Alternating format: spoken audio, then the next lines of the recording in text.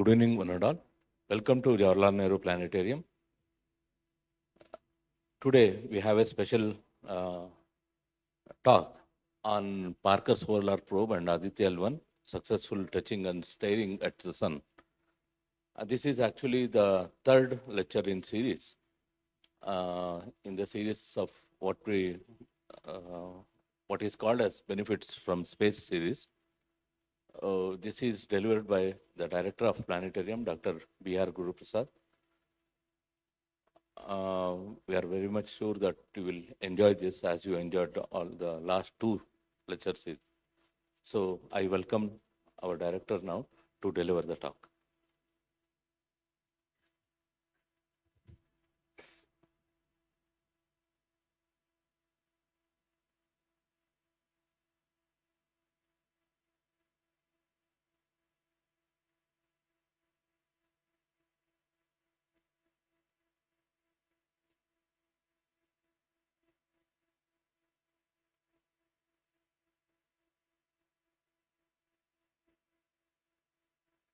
Hello.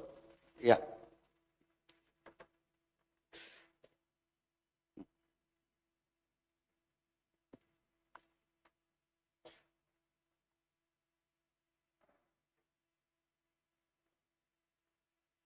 It's okay. ಆಮೇಲೆ ನೋಡಿ ಬರ್ದಿದ್ರೆ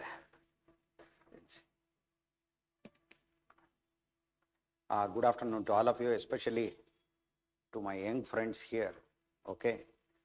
See, it is they who are going to become good scientists in future. Okay. So obviously, with a lot of interest they have come, even on a cloudy day like this. And when weather gods are going to send us a big rain or not, nobody knows. But despite that, all you people have come. Thanks a lot. So, the thing is, before I start the lecture, let me thank all my colleagues from Planetarium, Ravi, Deepak, Anand, Lakshmi, and all others. And our admin officer is also here, Mr. Dinakar.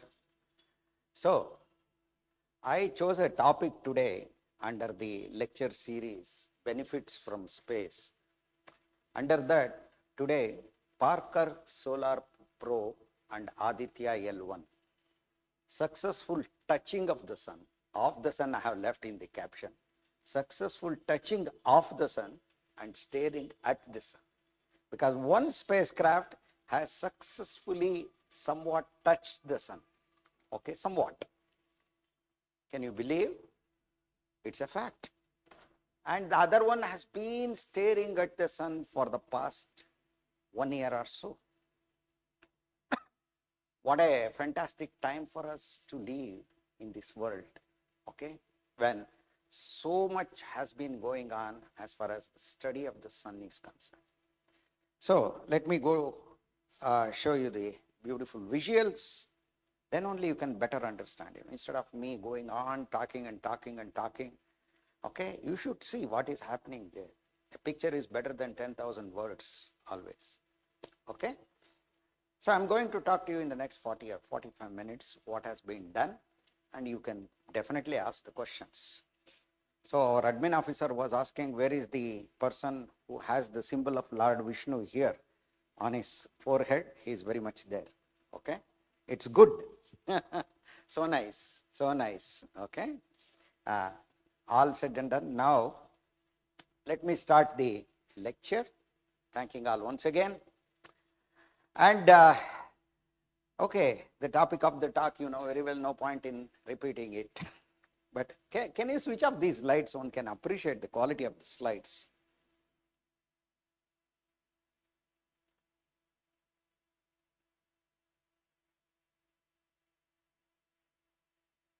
Here especially, yeah.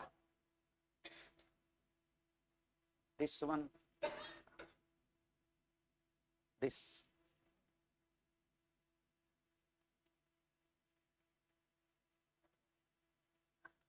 Oh.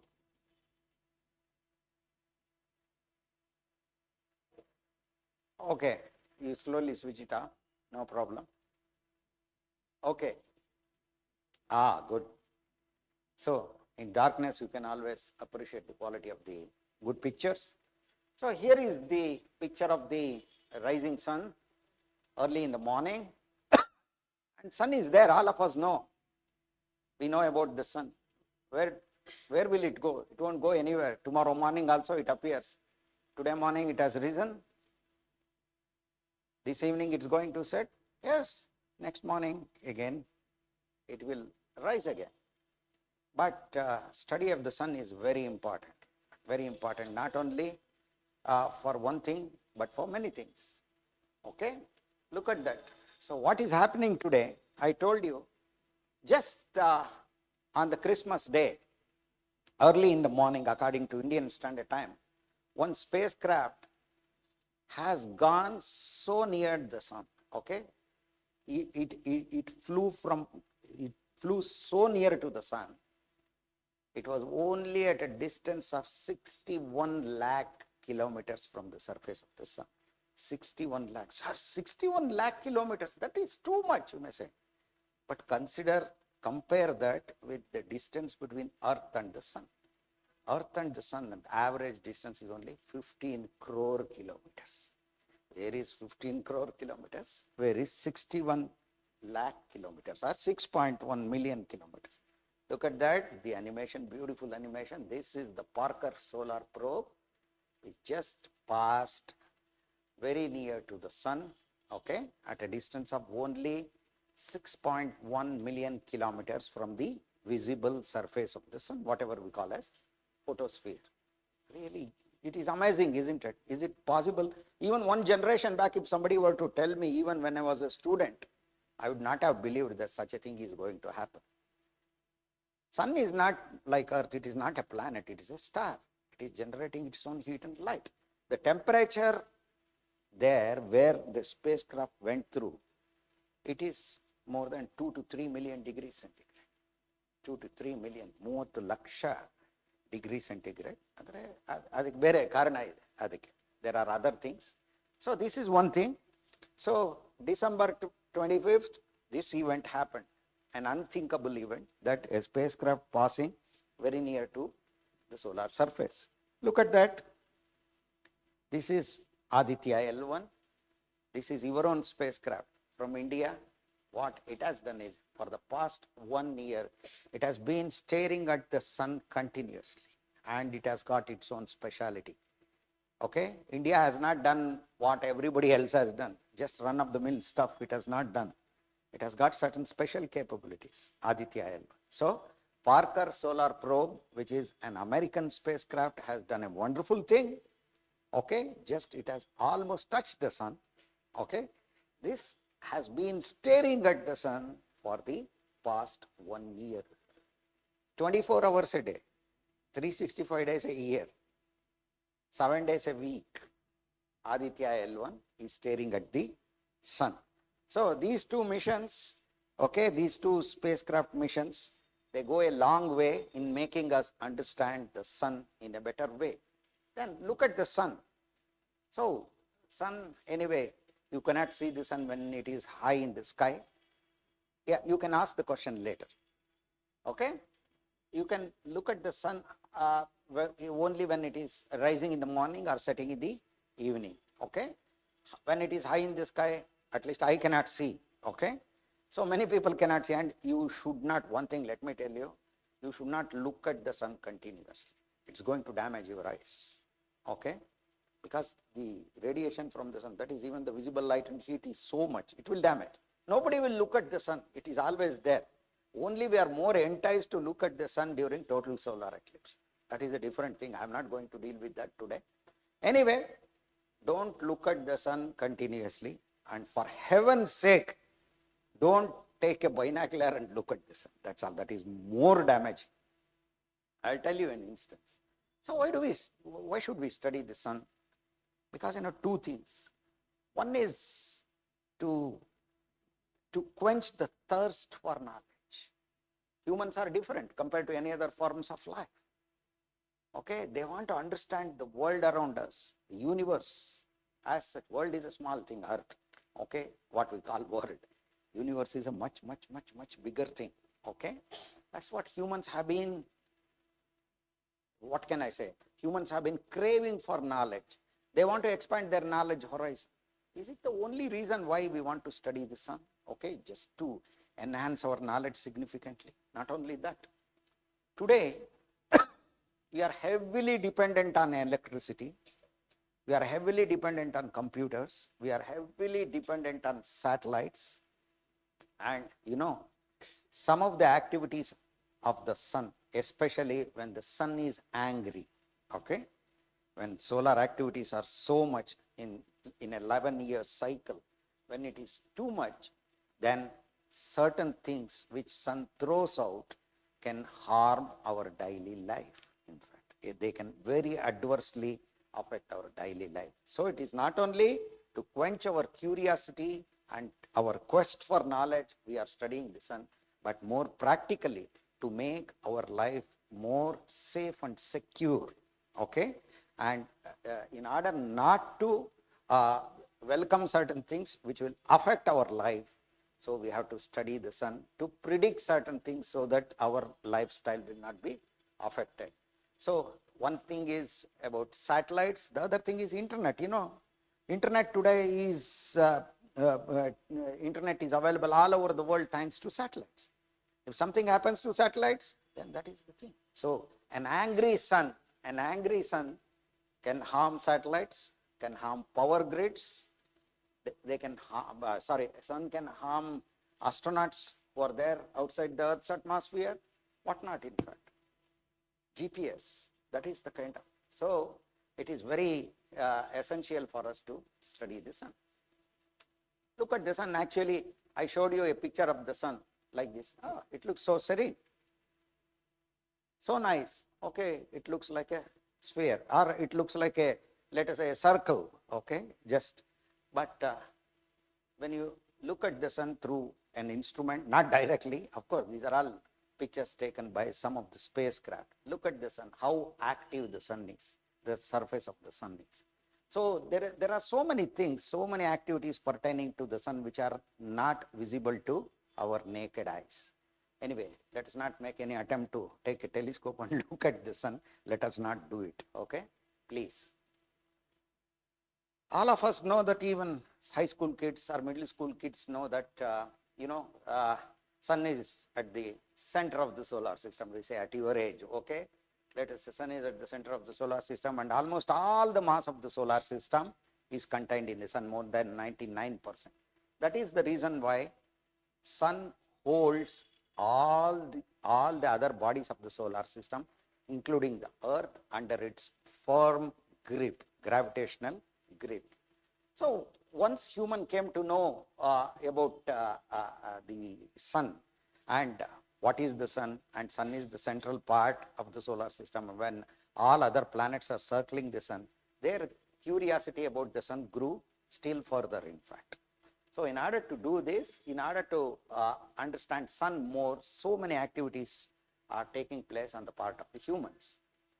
So this is about the solar system, and Earth is the third planet from the sun.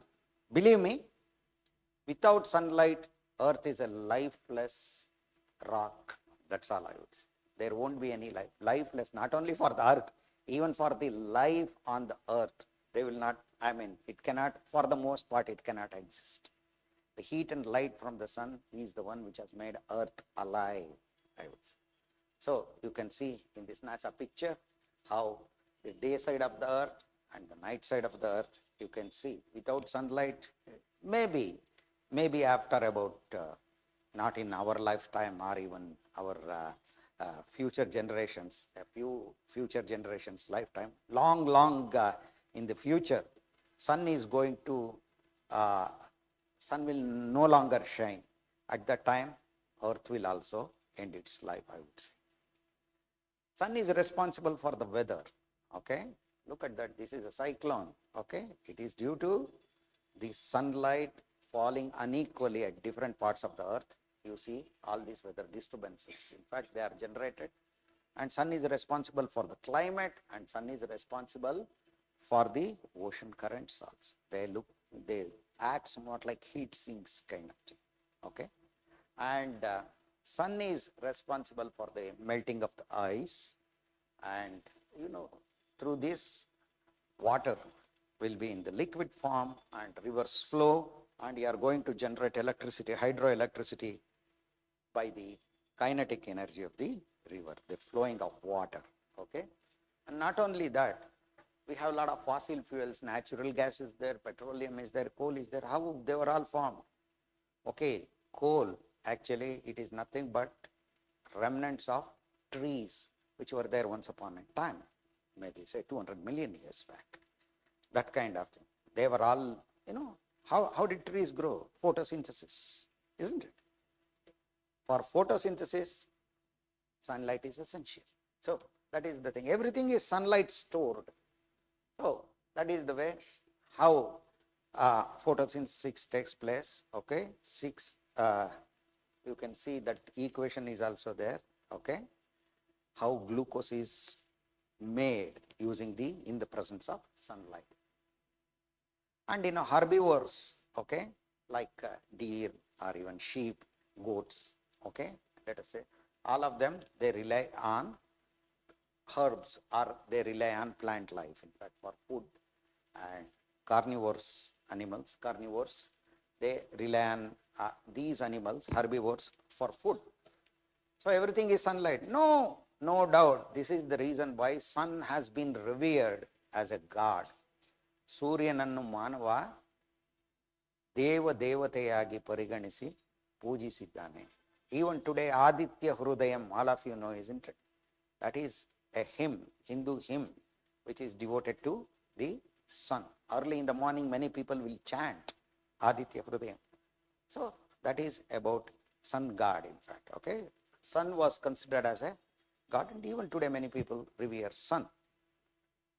Then you look at that. That was ancient Egyptians called their sun god Ra, R-A, Ra. Okay, like that many other ancient civilizations called sun gods, are gods representing the sun by different names. And we have sun is called as Surya, sun is called as Divakara, sun is called as Ravi, one is sitting here, sun is called as Dinakara, the other one is sitting here, one of my colleagues. All of them have the names of sun. Okay, so there are so many things, okay, so many names for the sun in our culture. Okay, so any one of you has seen Konark, okay, in Orissa? Look at that temple, nobody should miss. One of the best, and that is devoted to the sun god, in fact. Okay, that's the way. And coming back to the sun as a star. Okay, sun has been revered as a god. That is one aspect of the sun. Sun as a star in the modern scientific world, sun is considered as a star. And look at the sun. How is it, and what are all the specialities associated with the sun? Sun is so huge, so huge, you cannot even imagine. If you can put Earths, 1, 2, 3, 4, 5, 6, 7, 8, 9, 109 Earths can be put along the solar diameter. So the diameter of the sun is 109 times that of the Earth. Then what about the volume in such a case? Not much.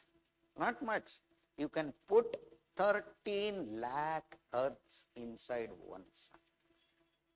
You can put 1300 Earths inside one Jupiter, but you can put 13 lakh Earths inside one sun. Sun is so huge. Look at that. That is the sun. This is Jupiter. This is Saturn, Uranus and Neptune. Look at that. This is the Earth. That is the size of the Earth compared to the sun. And sun, Earth revolves around the sun in an egg-shaped orbit, somewhat like that. The average distance between the Earth and the sun is 15 crore kilometers, or 150 million kilometers. That is called as one astronomical unit. Let's not do all those things. Let's not bother. And if one were to look very carefully using some filters at the surface of the sun, one knows that sun also rotates, but it will not rotate at this speed, in fact. You can see through one of our telescopes here on the top, Okay, it's a big, quite a big telescope. Look at the sun. Okay, my colleague Anand can show you. The thing is, you can see the sunspots, but they don't move like that so quickly. This is only an animation to make you understand that sun also spins around its axis. How much time Earth takes to spin around its axis once? How much? Huh? Yes, 24 hours. But sun doesn't rotate like that. It spins around its axis at different rates because sun is not a solid, okay, solid body. It is a gaseous one or plasma one. I'll come to you later. Okay. So the thing is, sun rotates or spins around its own axis at 25 days. Once in 25 days near the equator and once in 34 days near the poles. So that is the way, because sun is gaseous.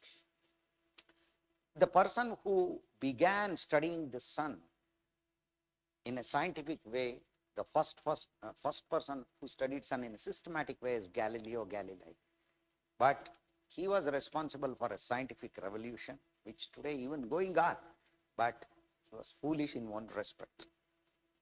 He harmed himself by looking at the sun, not only continuously through naked eye, but using a telescope.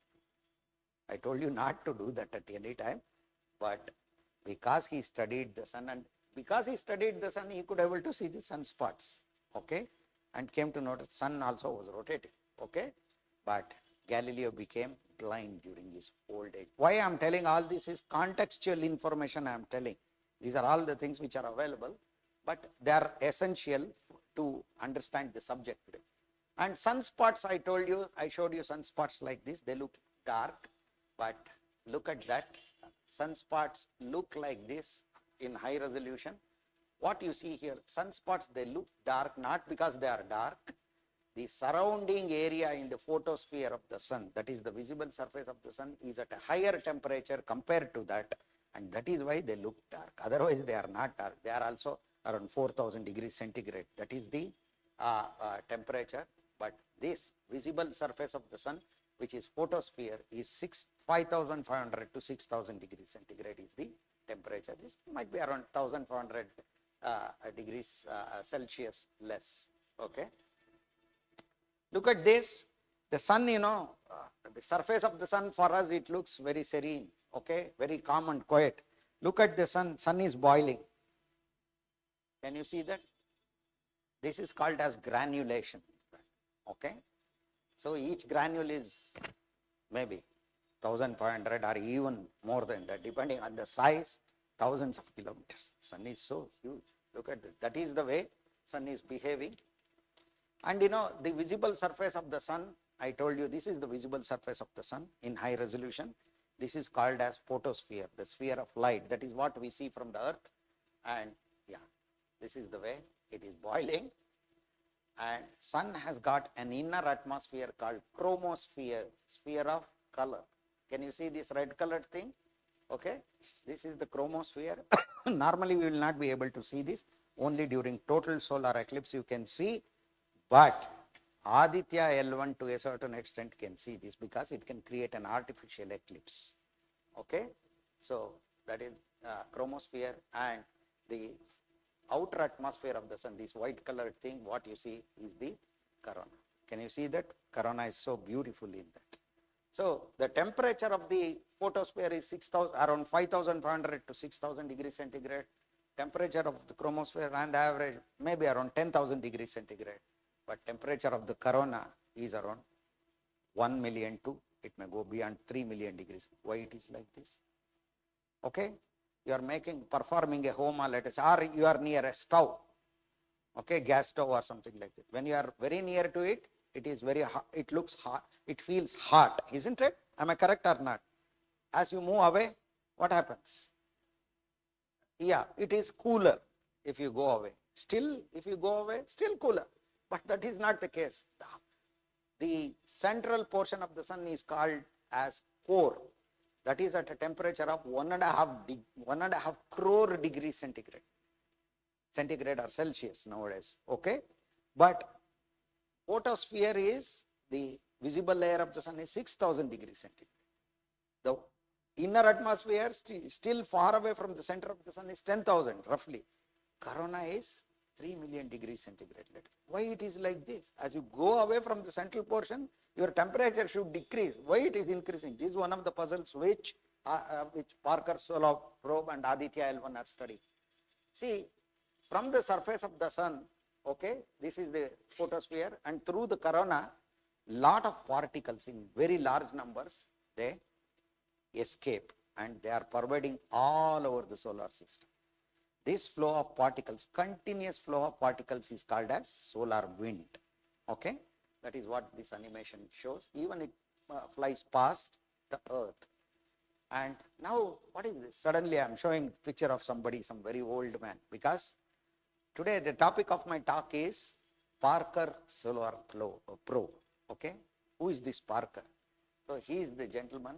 Okay, he was a solar physicist who lived up to 94 years. So this is an honor that a spacecraft which just went towards the sun and touched it almost was named after him. Why NASA has named after him as far as that spacecraft is concerned? The reason is that he was the person who predicted solar wind. There will be a continuous outflow of particles from this. Many people were bitterly critical. How is it possible? This he said in 1958. So this is Professor Eugene Parker from the University of Chicago, and the spacecraft is named after him. So as I told you, again, this is the solar wind. This is Professor Parker, and the solar wind is coming from the sun, and it comes and it cannot hit the earth because we have a protective magnetic field. Protective magnetic field is there, but this solar wind follows the magnetic lines of force, and in the polar areas these particles will come down and interact with the earth's atmosphere. The result is what is known as aurora. Okay, in the northern hemisphere it is known as aurora borealis. In the southern hemisphere it is known as aurora australis. Okay, I have seen aurora borealis myself when I was in Alaska long back. Okay, when dinosaurs were roaming the earth, in fact, at that time.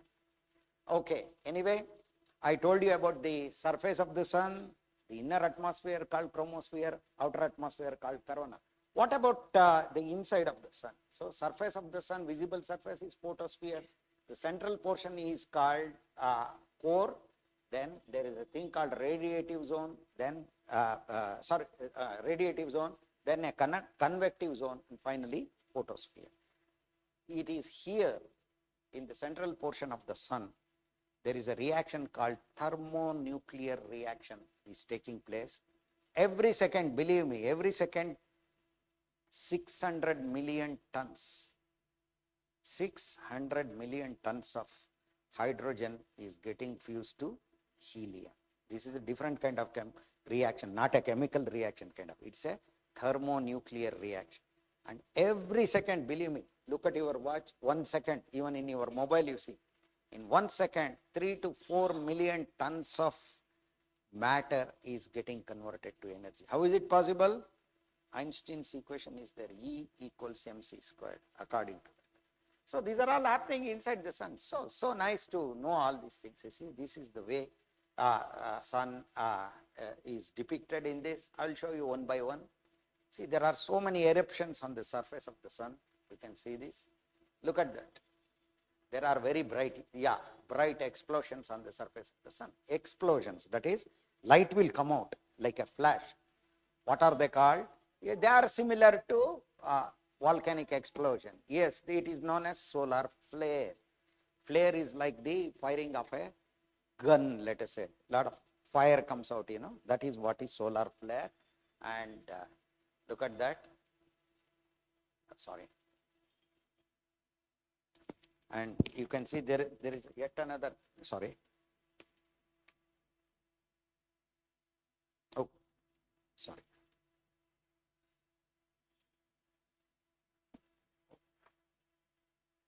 There's something wrong. Okay. Should come. Yeah, you will see. Look at the explosion. explosion of gas almost from the surface of the sun, and it loops back, okay? It is called as solar prominence. Yes, solar prominence, okay? So how big are the solar prominences? Look at that. Look at that. Solar prominence is in such a way, Earth is only this much. How big is the solar prominence? Okay, you see this explosion of gas which arches back towards the surface of the sun. And you know, when there is a solar flare, trillions of tons of matter, that is subatomic particles, most of them charged, they are thrown out of the sun. You can see that. It is called as coronal mass ejection, CMEs. So coronal mass ejection is the most culprit which harms the earth. Okay, I'll tell you about that. And now you see another explosion on the surface of the sun. Look at that. We can't even imagine such things happen. Look at this and it doesn't appear. All these things are happening. So using special instruments you can see. And you know, if there is a coronal mass ejection like this, what happens? I told you, solar wind is a constant stream of particles coming and hitting the Earth's magnetic field, which protects us. But most of them, they converge near the poles, I said. But if there is a coronal mass ejection, it comes and compresses the Earth's magnetic field, and what is known as a geomagnetic storm happens in the Earth's magnetosphere. And that is very, very, very harmful to our modern lifestyle. Look at that. Every 11 years, sun becomes angry. That is, the activities of the sun peak every 11 years. Whether you like it or not, 2025 is the peak year for this cycle. 2025. This year around July, this entire thing will peak, they say, but it is already so many things are happening as far as the activity of the sun is concerned. See, that's what I told you, when there is a geomagnetic storm due to a solar flare, which in turn gives rise to coronal mass ejections, it comes and hits the magnetosphere of the Earth, a geomagnetic storm is created, and it can harm satellites, it can harm astronauts, it can harm power grids, and whatnot. In fact, it can harm high frequency radio communication. Look at that. Anyway, this is the solar cycle. I'm telling, sometimes this is the HF radio communication, which is adversely affected all over the world when there is a solar storm and consequent geomagnetic storm. And what about satellites? Today, you know, about 13 to 14,000 working satellites are there. Half of them are Elon Musk's satellites. Okay, they are Starlink satellites. Okay, and including more than 50 satellites are working for India. Even for us, satellites are very essential. Okay, how many channels you are getting today? Many are coming through our satellites, not all, many. Okay, satellites are playing a vital role in the overall security of the country today. So, this is the geostationary satellite, but in different orbits, so many satellites. And this is the International Space Station where, what is the name of that lady? Who is, oh, Sunita Williams, she's there. Okay. A lot of reports have said, oh, she's not feeling well, she has lost weight. Nothing is like that. She herself said, nothing has happened to me or anything like that. She has enough strength. I know very well. I have met her. How much of resilience she has got, I know very well. So nothing will happen. So she's happily there. She's the commander of the mission. Okay, that shows how much of strength she has. And this is an astronaut. When an astronaut is outside their spacecraft, if there is a geomagnetic storm, definitely they are going to be harmed. So if you can give a forewarning of this geomagnetic storm, it would be good. Today we can predict cyclones, isn't it? Once upon a time it was not. Like that we are doing geomagnetic advance warning of coronal mass ejections and solar flares. And you know, not only things with, yes.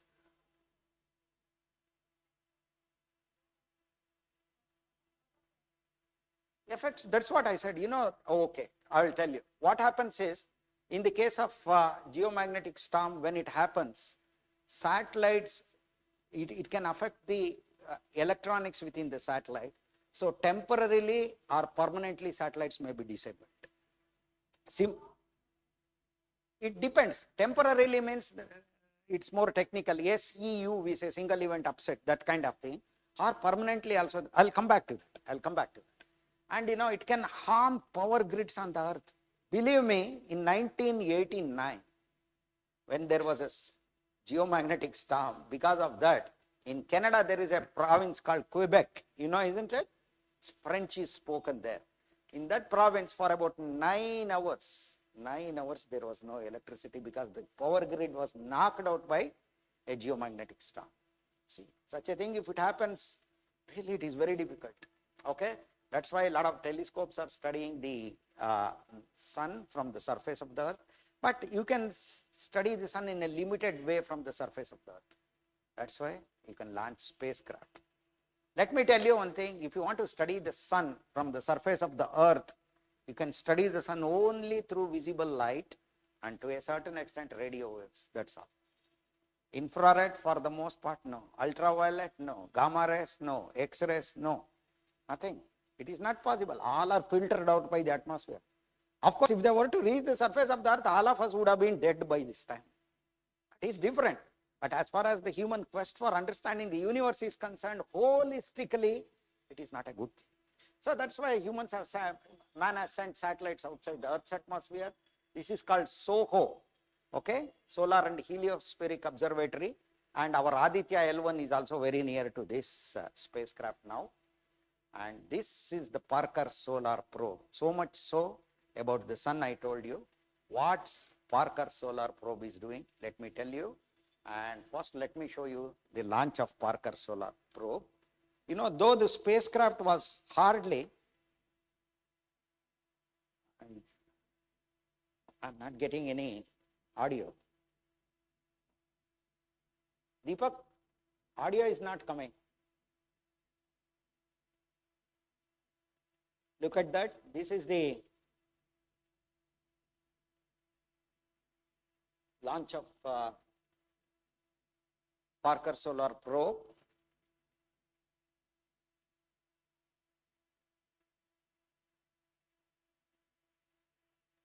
No. Anyway, it doesn't matter. I can give the commentary. Okay, this is the one of the most powerful rockets in America's inventory called Delta IV Heavy. Look at that. Such a big rocket for launching a 500 kilogram spacecraft towards the sun. In Kannada, we have a proverb called Gubbi Mele Brahmastra. That kind of thing. Such a big rocket for such a small spacecraft. Why?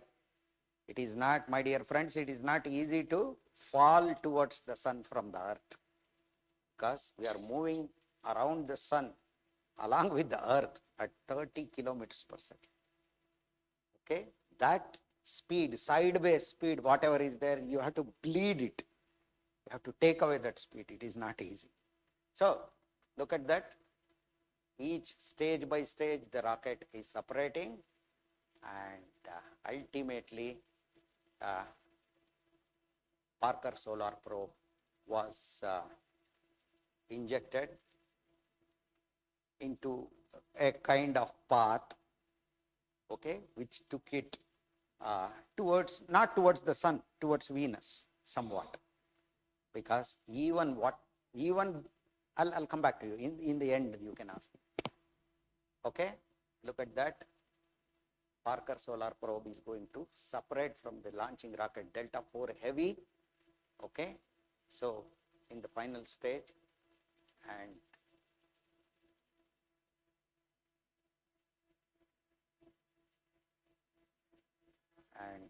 you can see now the engine has stopped.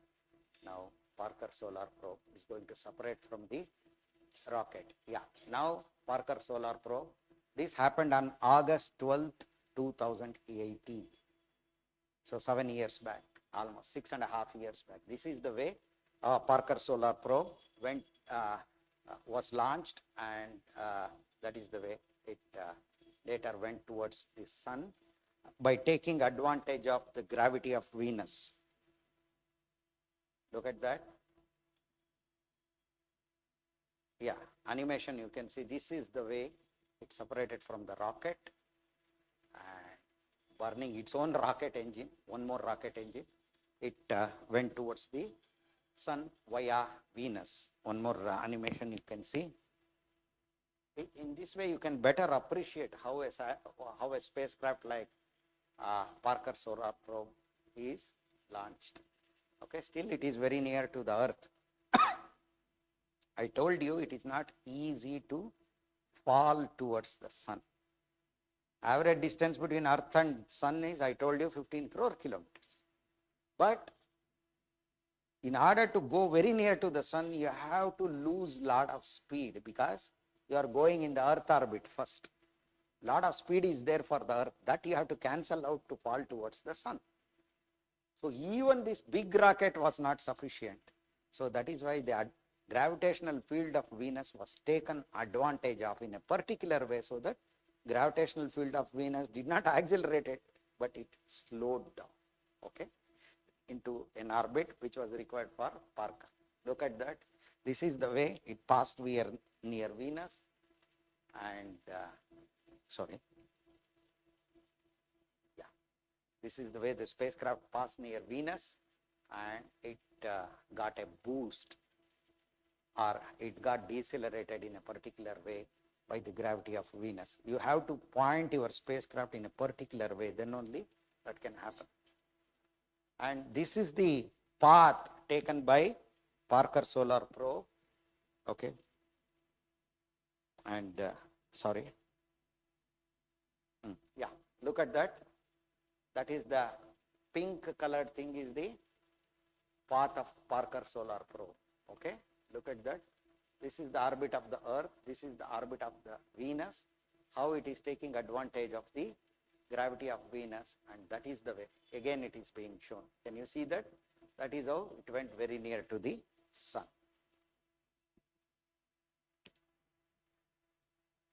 Now, you may ask one question.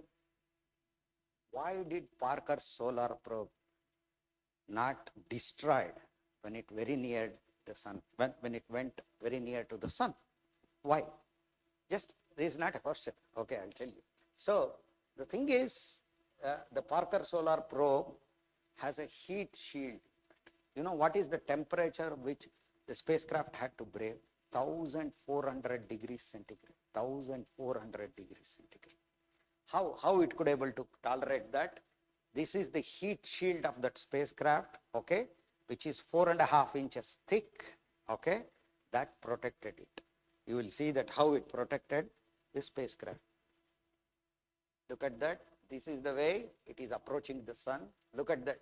All the instruments, solar panels are all on the back side of the heat shield, in the shadow of the heat shield. That is why it could able to approach very near to the sun without melting. December 25th, early in the morning, it passed very near to the sun. But December 26th evening, it sent only a small information. I am alive. I am alive. That's all it said. I am alive. That's all. No other information. Next, on January 1st, New Year's Day, good information came. What is the blood pressure of the spacecraft? What is the sugar level of the spacecraft? What is the heartbeat of the spacecraft? Everything came. That is on January 1st, 2025. But still, what scientific data it has collected, still it has not come. It is going to come. It is coming.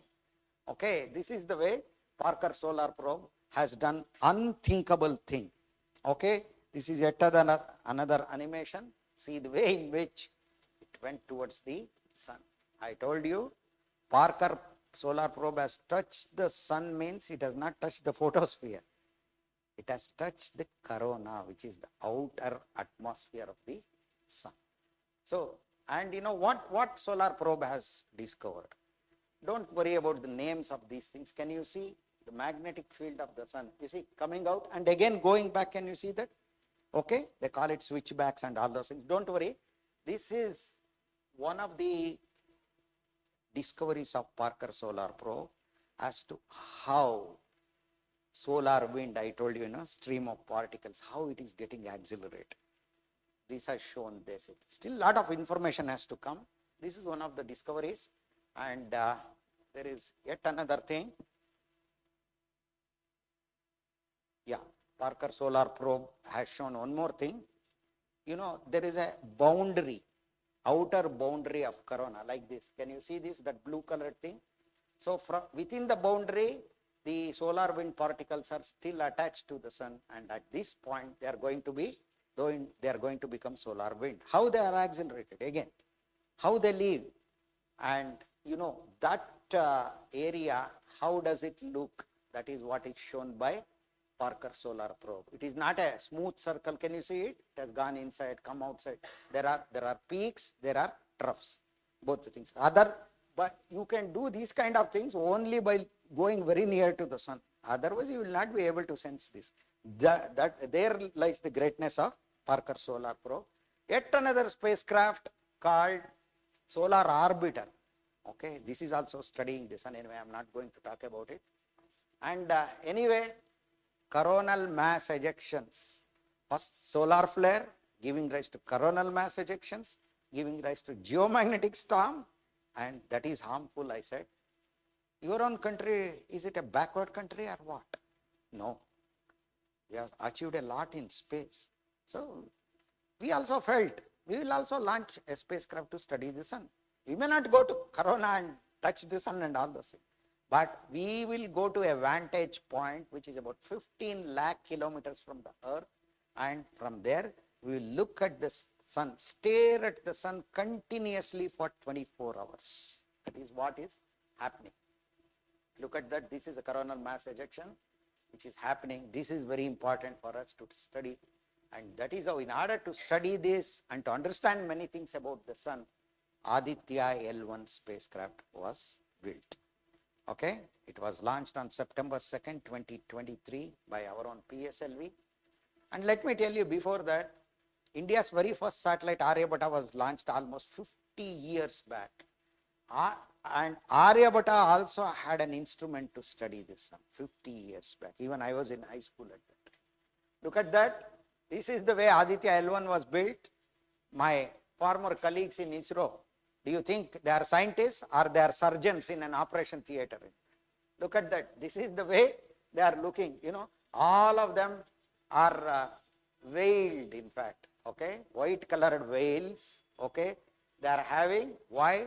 It has to be built. Aditya L1 spacecraft had to be built in a dust-free environment, a very clean environment. Okay, this is the way Aditya L1 is studying the sun. And this is the launch of PSLV. See, you have to appreciate our own launch of Aditya L1. So, yes, it is going up. Ravi, I don't know why I'm not getting audio at all. Okay, this is the way the PSLV rose, and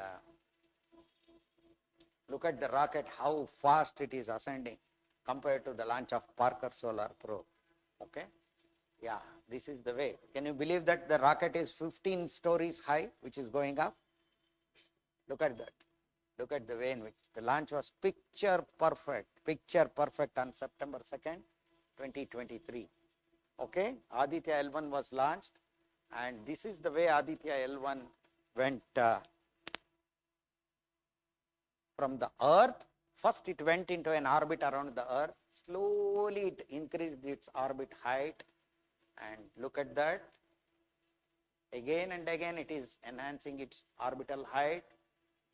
Again there. Some more times. And finally it is going out of the Earth orbit. And it is traveling towards a point between the Earth and the Sun. Not very near to the Sun. To a point which is only 15 lakh kilometers from the Earth. Sun is 15 crore kilometers from the Earth. So this is only 1/100th of the distance between the Earth and the Sun. But even from that distance, from that point, you can actually study the Sun continuously for 24 hours a day. Okay, look at that. Okay. So this is the way Aditya L1 is studying the Sun. So look at that. This place where Aditya L1 is there, it is known as L1 Lagrangian point. Don't worry about too much of names and all those things. This is the Earth, this is the Moon, and this is the Moon's orbit. And this point is called L1, and this is where Aditya L1 is there. But still sun is so far up, nothing will happen to it. And this is the way at L1 or very near to L1, around L1, Aditya is circling and it is capable of observing, especially I am telling you, solar flares, solar wind, coronal mass ejections and their effect on the Earth's magnetic field. This is the solar wind. I told you this was discovered by Parker, Eugene Parker. That is why it is called as Parker Solar Probe, the earlier spacecraft, whatever I told you. Solar wind and coronal mass ejections, they can come and they can compress the Earth's magnetic field like this. And Aditya L1 has 7 scientific instruments, not one. Because if you want to understand the sun holistically, then you have to have more and more instruments. Not only more instruments, they have to study different aspects of the sun. For example, there is one instrument which can study the light, like us, our eyes. There is an instrument which is supplied by Indian Institute of Astrophysics here only in Koramangala. Okay? That can study the corona of the sun. I told you, temperature is very high. Then there is another instrument from Pune, from an organization called IUCA. Okay? That can study ultraviolet light. And there are 2 more instruments from UR Rao Satellite Center. They can study the X-rays. And there are 3 more instruments which can literally taste the particles, the plasma and the magnetic field at 15 lakh kilometers. Okay? Through all these things, look at that. Again, I am showing you have to be very careful about coronal mass ejections. That's why I am showing again and again. See, you are able to see corona here because you are blocking out the light from the photosphere. This is called coronagraph. Okay? This instrument there is there in Aditya L1. So this is the coronagraph which can study the visible light, and you have a telescope that can study the ultraviolet light, and there are 2 instruments that can see the X-rays. Okay? You have 3 types of eyes, and you have 3 more instruments which is like your tongue and ear and your nose. They can taste things literally. That is the plasma, that is charged particles from the sun, neutral particles from the sun, and magnetic fields. So that using all these things, you are studying Aditya, you are studying the sun using Aditya L1.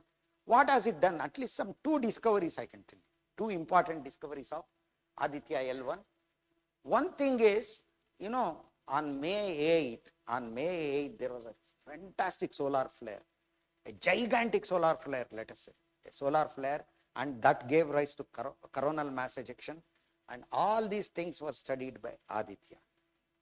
Okay, not only Aditya L1, even Chandrayaan-2 spacecraft that is circling the moon was roped in for this. There is another spacecraft circling the earth called ExpoSat. There are 3 observatories on the earth, one in Kodaikanal, one near Gauribidnur, and one in Udaipur. All of them participated in this endeavor and studied the solar flare. Then on July 16th, there was a coronal mass ejection which was, you know, gigantic really. The thing is unimaginable, and Aditya could able to pinpoint exactly at what time it left. Sir, what is the use of these things knowing? When you know what is the time at which precisely it got generated and left, and its speed if you can monitor, its direction if you can monitor, then you can know whether it is going to hit the earth. Okay? That is why Aditya is giving a lot of information which over a period of time will help us in giving a forewarning, in providing a warning of that kind of harmful things which can come from the sun and harm us. So this is the way sun, you know, the thing is sun is an interesting thing. Sun is a star. The study of the sun, I told you, it is not only studied because we want to understand the sun. Sun is studied because it provides a natural laboratory for us to study other stars. Sun is a star. So if you want to understand how other stars are also behaving, or how they are how they work and all those things, better we have an opportunity to study a star which is very near to us. That is what sun is. And I told you, it is not only because of the fact that we want to understand, because we are intellectuals. That is not the thing. Not only that.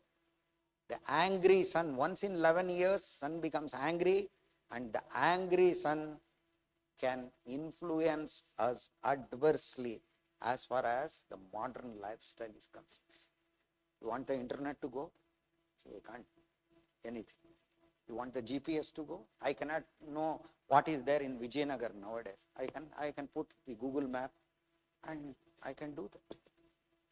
All these things, if they were to disappear, the kind of chaos which will be there, we can't even imagine. That is why the study of the sun becomes very important, and it is always better if you want to understand more, you go near it. That is what Parker Solar Probe has done. Very near to the sun and almost touched it. That is why I said. The second thing is, if you can't go very near to it, at least stare at the sun continuously for 24 hours with specialized instruments. That is what your Aditya has done. So all these things are happening because humans have the ability to launch satellites to space. So what are the benefits from space? These are the things. That is why under the benefits from space series, I gave this third talk, and thanks to all of you for your attentiveness, and thanks to my colleagues, all of them who have made this a success. Thank you. Thanks a lot. Now we will have question and answers.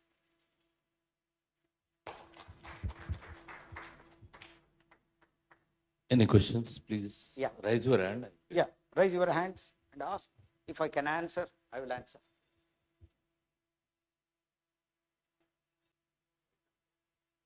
No, that's okay. That may be a stray object, or some heavenly body, could be, or it might be, yeah, I am sure, probably something, okay, in the sky they might have taken. Because if you look at the field of view, it is so huge. Field of view means the large part of the sky is being shown. See, sun itself is so small, means sun is very big, but it is so small, means the area is very big. I am sure that this is not some kind of this one effect due to camera or anything like that. Probably some heavenly body. Okay, the other video also same thing was there. Yeah, that is the kind of thing. So I don't know, the same video was there. Yeah, but it might have been repeated. Yes, but it is not an instrument error or anything. I doubt very much. Okay. In fact, in many of the things I have seen that other, even stars, they are appearing. Yes. For every sunspot, there's like it itself has a magnetic Yes. thing. Why? Yes. Why Yes. does it have its own magnetic field? Yes, magnetic field of the sun, when it comes out, okay, in an area, okay, they will not allow things to come up, okay. So that is the reason why the area is cooler, and that is why sunspot is darker. It is due to it is due to the solar magnetic field coming out only, okay. That is only one part of it. Sunspots are occurring. Yes, they are associated with magnetism, no doubt about it. I had one more question. Please. Did Aditya have a heat shield also, like Parker Solar Probe? Good question. Aditya doesn't have a heat shield like Parker Solar Probe because look at the heat and light from the sun at the Earth orbit. It is almost 150 million kilometers or 15 crore kilometers. But Parker Solar Probe is only 61 lakh kilometers. So that is the reason why that kind of heat shield is not there. But all said and done, this Aditya L1 is also built from materials that can withstand heat sheet, that can withstand a lot of heat, no doubt about it. Okay, but not like the one which were used in Parker Solar. Okay, because it is 150 million, we are 15 crore kilometers. Though Aditya L1 is 15 lakh kilometers away towards the sun, 15 lakh is 1/100th of 15 crores. So it is not that much. No, not required. Any other? Yeah, that guy. Yes, that boy. Please, please, please. Any comet hit to the satellites near to the Earth? No comet, at least I have not seen. Comets are, it's not that easy. See, we think that you might have read comets will come, comets have come and hit the Earth, and one of them might have hit asteroid or comet, and that is how dinosaurs got killed and all those things. But such things are very rare. But there have been instances, very rarely, when satellites were hit, or at least one satellite was hit. I don't call it as an asteroid or a comet, but meteoroid, I would say. But the problem is nowadays, the threat is not from that kind of thing. There, it is very less. The threat is from man-made objects which are circling the Earth, including a screwdriver, a gloves, everything is circling the Earth. That they are also artificial satellites. They may come and hit. Yes.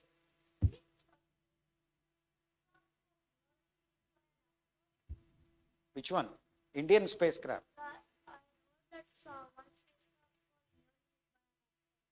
Asteroid. Again, I told you, don't say asteroid. A meteoroid, which is nothing but a small piece of an asteroid, at least not to my knowledge. At least I have not come across. There, when I was in ISRO, there was a meteor storm in 1999, exactly 25 years back. What they called as Leonid meteor storm. We thought that we would protect our satellites in some way, but nothing was recorded. It was not that dangerous. Yes. Sir, what is the difference between meteoroid, asteroid, and comet? Really, very, very big question he is asking. A comet is an icy body for the most part. A comet cannot be 500, 600, 800 kilometers. A few tens of kilometers wide, let us say, or might be in rare cases much bigger. Okay, what does it contain? Contains ices. Ice means not only water ice. Okay, water ice is predominant. In addition to that, methane ice, ammonia ice. So like that, other carbon dioxide ice. Okay, that is called as dry ice kind. Okay, all these things. Wait. In addition to that, dust.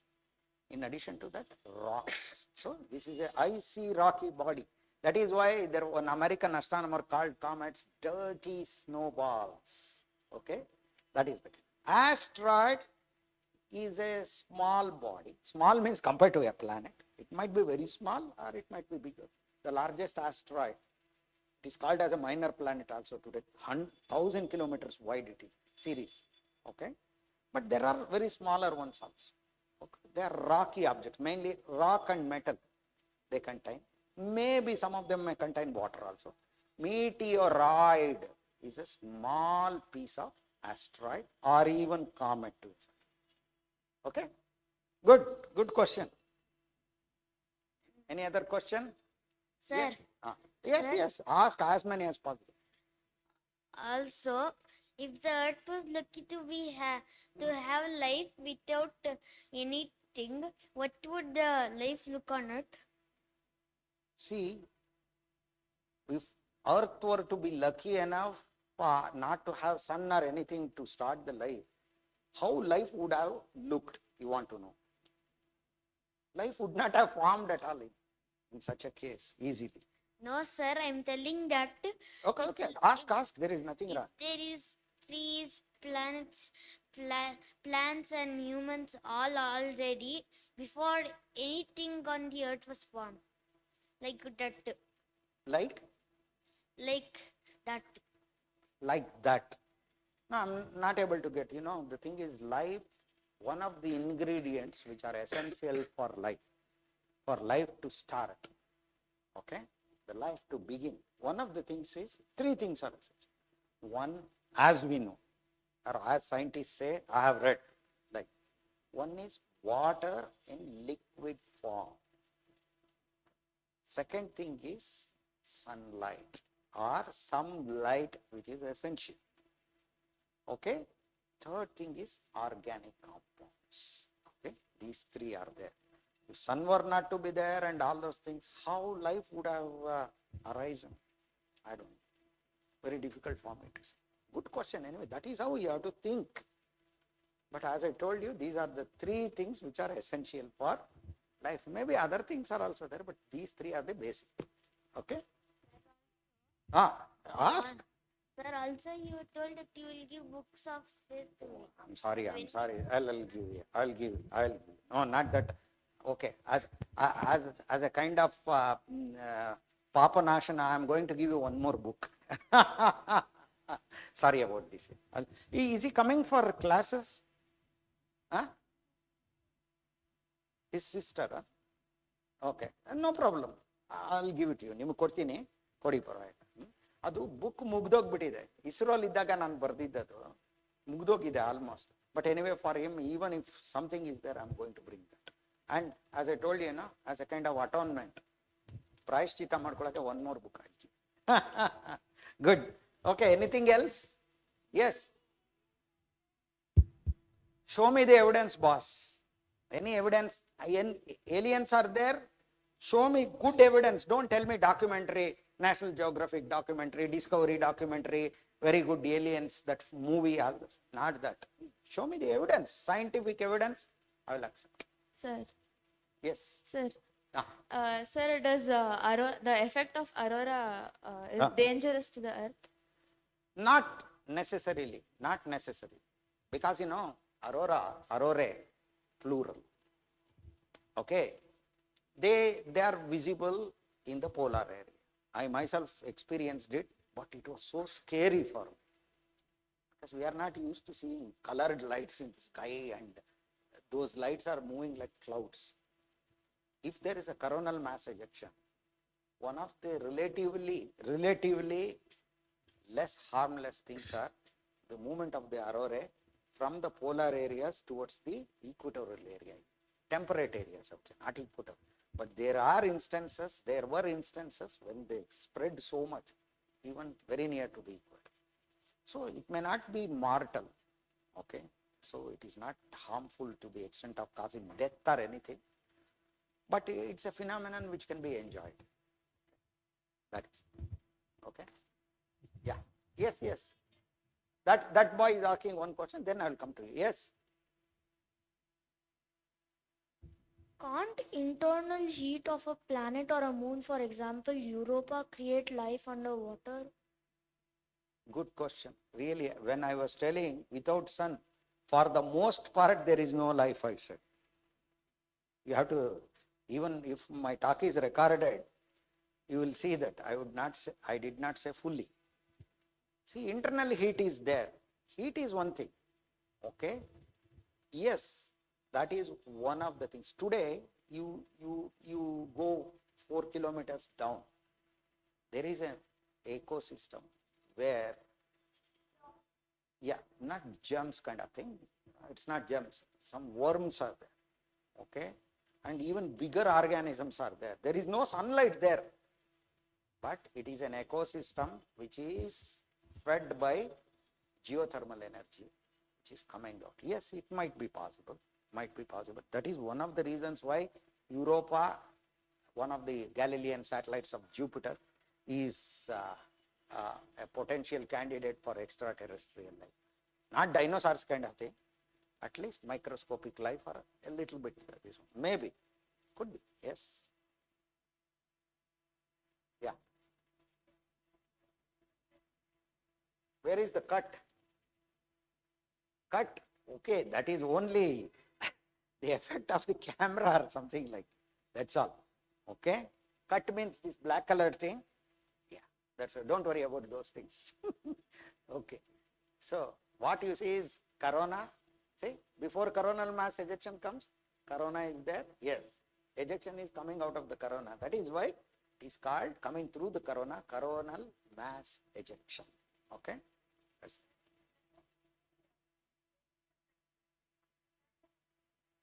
it is not the camera. What else it was?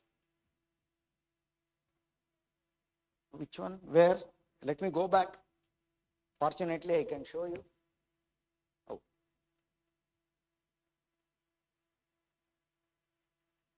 This one?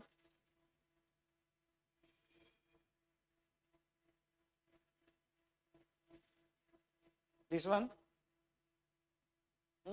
Yeah, that's what I said, you know. This one. That might be due to the instrument itself. Okay. Otherwise, there is nothing. Okay. Good. Yes. You see, that boy said, you know, something is coming there. The bright thing. Yes. I'm sure this is not a, this is not due to the camera or anything. Probably some body might have intruded because, you know, this is a very wide area which is shown. That is what I'm telling. It might be some heavenly body. Might be. I'm not sure. But for me, it doesn't look like a camera effect or anything like that.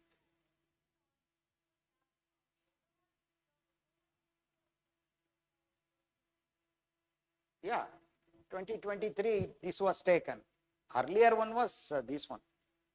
Yeah. Maybe something. I'm not sure about it. I can't say. But I don't think this kind of thing I can say it is due to the way in which instrument is there. But that is not the thing. But how it is appearing, even I don't know, in fact. But I feel that it is nothing to do with camera. Yeah, tell me.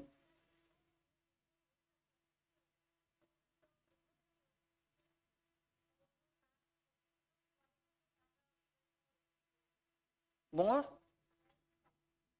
I don't know. Really, that only camera designer has to say. I don't know about it. But anyway, good. You should ask questions. I'm telling. Let me confess, I don't know. How? See, I can tell you, this picture shows how a coronal mass ejection occurs. What else appears in this? That is a camera designer. They only will be able to tell you what else appears. Okay? Good. Anyway. It's as much of as an education for me from your questions as it is perhaps for you. Okay. For me, it is a learning period through the lectures. Not that I am imparting something to you. Okay. I am learning something. At least I have that humility. Okay. Yes. Anything else? Yes, any questions? That boy. Yes. Let them ask. Interaction is the one. The sun's surface. The sun's surface, yes. The sun's surface has more temperature than on the core. How is it possible? Where sun's surface or photosphere is 6,000 degrees centigrade. Core is having a temperature of 1.5 crore degrees. So But corona. After the surface, the corona is little less than the surface. How is it? No. Corona is having a higher temperature than the photosphere. How? This is one of the questions which is being asked by people, and the kind of data that is provided. Many people have given different explanations. Okay? Yeah. He's having a good, this one. A hypothesis will become a theory if it is tested. So there are different explanations. I can give you one explanation given by Parker. But let us wait. Yes. And how this kind of thing. They say that maybe magnetic field in some way it accelerates. They say, but I am not sure about it. Let a definite answer come. Yes, that is the reason why they wanted to send Parker there. Good. I appreciate your questions. Yes, last question by this guy. Our Albert Einstein. Yes. Okay. In the picture, why does the sun has a red color, but in the outer area it is blue? These are the things which are given by, okay, to make you to understand. Okay. No, spectroscopy is different. Sun appears like that. Okay. But the surface of the sun, you see, it is in the central portion. That is all same color. I showed you many pictures. And the corona, it is bright in this. It is shown. The surrounding area, probably they have given that. That's all. Otherwise, it is not blue. It is not blue sky as we see here. Okay. Good. No, you should have doubts like that. Otherwise, whatever, I went to some lecture, he said something, that is gospel. Daiva vani nanige.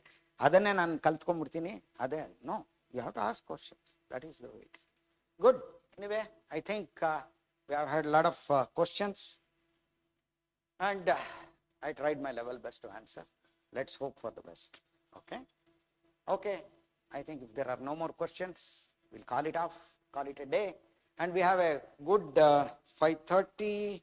Oh, still about 5 to 10 minutes is there. Carl Sagan's Cosmos will be screened at 5:30 today. So your, I would say, you will have indigestion of space. That much is on 3.5 hours. Okay? Nice. Anyway, thank you very much for your attention. Good. Thank you very much, sir, for No, the thing is, children should come and participate like this. See, their questions are far more difficult to answer. Okay? Because they have an insatiable curiosity. Thank you. Anyway, thank you very much. Come in still larger numbers. Tell your friends. We arrange all these things and take trouble of doing all these things for you people. Okay? Please participate. Thank you. Thank you, sir, for delivering this talk. I want to remind you that the next talk in this series, Benefit from Space, will be next month, 4th Sunday. So please attend all the lecture series that will be coming. And also there is a workshop next 23rd, 24th, and 25th. In the coming week. The workshop is titled as Universe in the Classroom, and those who are interested to know about the moon, the sun, and to the hands-on activities, so you can please join us in that workshop. And it also includes introduction to the night sky observations and also observations through telescopes. So I again repeat, the workshop or Universe in the Classroom program is on 23rd, 24th, and 25th of January.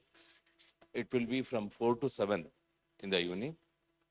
That's on Thursday, Friday, and Saturday. So if you are interested in knowing about the solar system objects and also in observing the night sky, please join the course. So with this, I thank you once again for attending this talk. Thank you very much. Now there is a lot of work for me. I have to find that book for him and one more book. Okay, I'll get you, definitely. Thank you. We are getting some books reprinted. I'm updating the book. Once we print it ourselves, I can distribute it to all the students here. No problem. Okay, thank you.